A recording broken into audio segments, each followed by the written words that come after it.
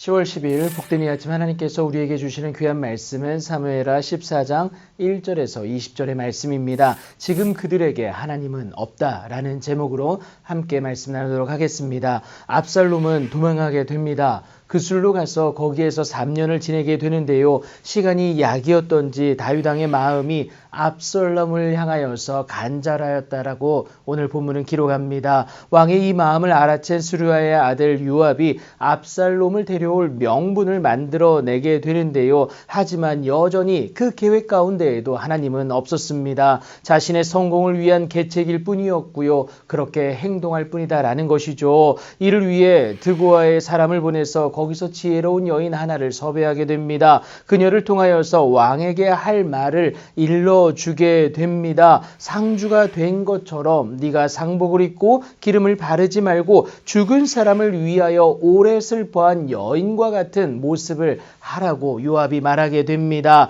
아들들의 우발적 살인 사건에서 대를 이을 아들이 사람들로 하여금 율법적 처벌을 받지 않게 해달라는 그 간구를 하기 위함이다라는 겁니다. 이것이 오늘 본문 4절에서 7절에 이르기까지 나오고 있습니다. 안타깝기 그지없는 상황이에요. 정의를 말하지만 결국 드고아 여인에게서 모든 기쁨을 앗아가는 안타까운 상황이다라는 겁니다. 그래서 다윗은요, 내 집으로 가라, 내가 너를 위하여 명령을 내리리라 라고 하면서 돌려보내게 되는데요. 지금이 아니면 어떠한 결정도 이끌어낼 수 없음을 확신한 드고아 여인이 왕께 아뢰기를 내 주 왕이여, 그 죄는 나와 내 아버지의 집으로 돌릴 것입니다. 왕과 왕위는 허물이 없을 것이니 안심하라고 그 말을 하게 됩니다. 그를 처형하지 않은 것에 대한 그 율법적 책임을 자신의 집안이 책임질 것이고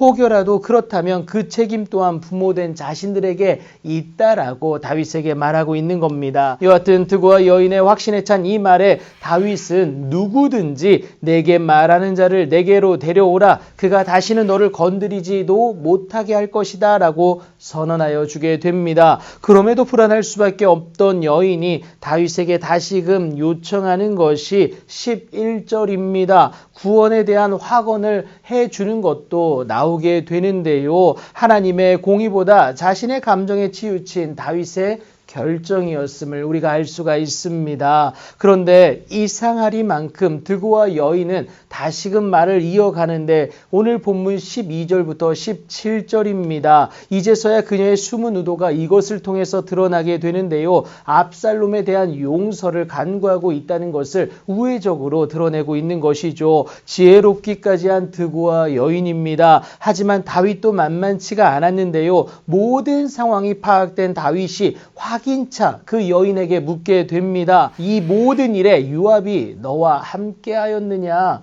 여러분, 드고아 여인이 당황할 수밖에 없습니다. 더 이상 숨길 수 없는 것을 인지한 드고아 여인이 빠르게 인정하게 되는데요. 이 일의 형편, 곧 압살롬의 도피 상황을 요압이 바꾸려고 나를 시켜 이 일을 진행하게 했습니다 라고 고백하게 됩니다. 그런데 여러분, 이 모든 결정에 하나님은 없었다라는 거예요. 이를 계획한 요압에게도 또 그 일의 당사자인 다윗에게도 하나님은 없었습니다. 모든 일의 결정이 안타깝게도 그들의 생각과 경험에만 철저히 의존하고 있다는 사실입니다. 그러면 반드시 실패일 수밖에 없고 사라지지 않은 죄의 씨앗에 물을 주는 꼴이 되고 만다라는 것이죠. 하나님 없는 그 모든 행함은 죄의 시작이 될 수밖에 없다는 사실을 꼭 기억하셔야겠습니다. 그렇게 하나님 없는 행보는 결국에 무너질 수밖에 없습니다. 잘 가기 위한 결정이었으나 절대 잘 갈 수가 없다라는 거예요. 잘 가는 유일한 방법은 우리의 길을 여호와 하나님께 맡기는 것임을